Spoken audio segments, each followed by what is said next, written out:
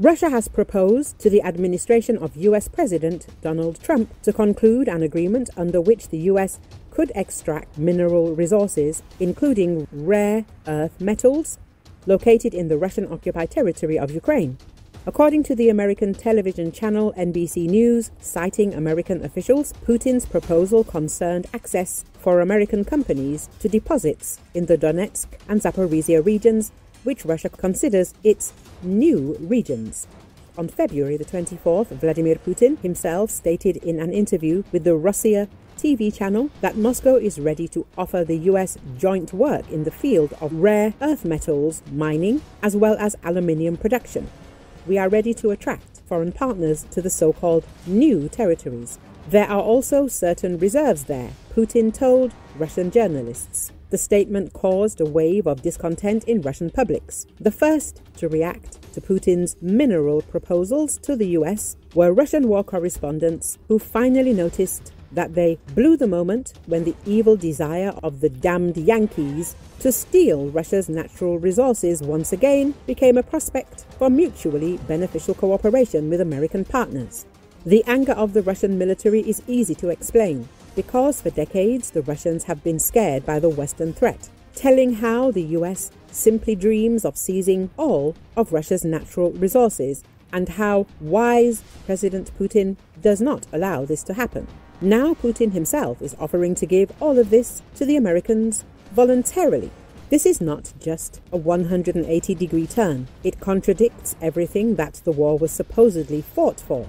Putin used to say that the US was doing everything to seize Russian resources. Now he is happily offering them himself. All in all, a very impressive plot twist that the Russian materialized audience is trying to comprehend. Russia fought for 3 years in order to give resources to America. Interesting plan. Z channels are somewhat shocked, states military expert Michael Naki. But it wasn't just Z channels that tensed up, but also journalists from the Kremlin pool. And obviously they received an order from above to calm down the indignant citizens who objectively accuse the Kremlin of surrendering national interests. The main thesis that can be traced from their messages: there are no alarming specifics in Putin's proposal, and Putin is not the kind of person who can blurt out something in a public speech. But the grateful citizens who have a good memory also tried to remind that back in 2023, Putin said that the insidious America wanted to get the resources of the Russian Federation, which is why Russia started the war. In 2025, he himself is ready to give resources to the Americans cheaply, writes the Telegram channel Nakipelo. The concept has changed radically. In addition, Russians reminded Putin of the number of victims given for the conquest of new territories along with their mineral resources. For example, the Russian publication Media Zona, together with the Russian BBC service and a team of volunteers, maintains a list of names of Russian soldiers killed in the war with Ukraine, collected from open sources. Today, this list includes 95.5 thousand Russians. Did Russian soldiers really die for 3 years so that Putin could sell the country to the USA? What about our dead boys? For what? Russians rhetorically call for justice.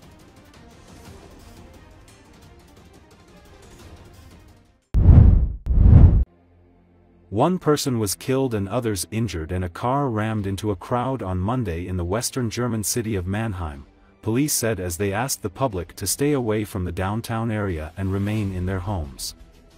According to Associated Press, a suspect is in custody.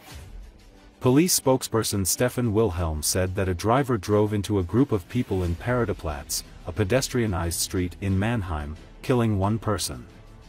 He said several people were injured, but police can't yet specify how many were hurt or how badly. Earlier, a spokesperson said the incident had been reported as a life-threatening deployment situation.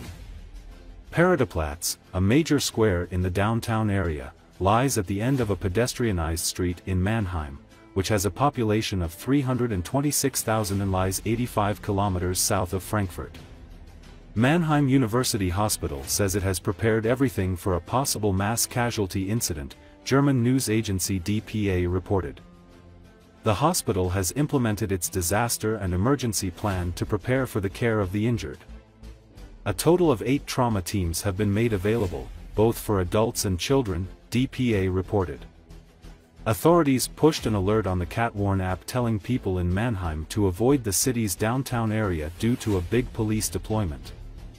Cat-Warn is used by officials to communicate information about major emergencies such as thunderstorms, militant attacks, or fires.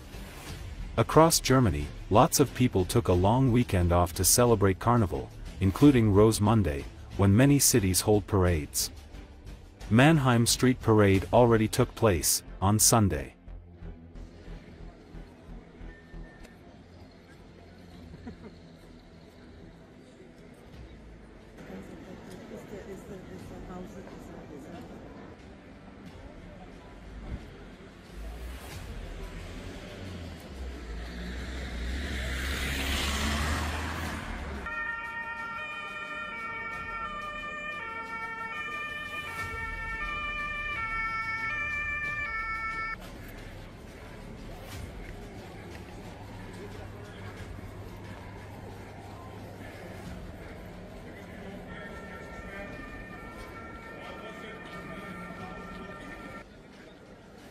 Schneller durchkomme.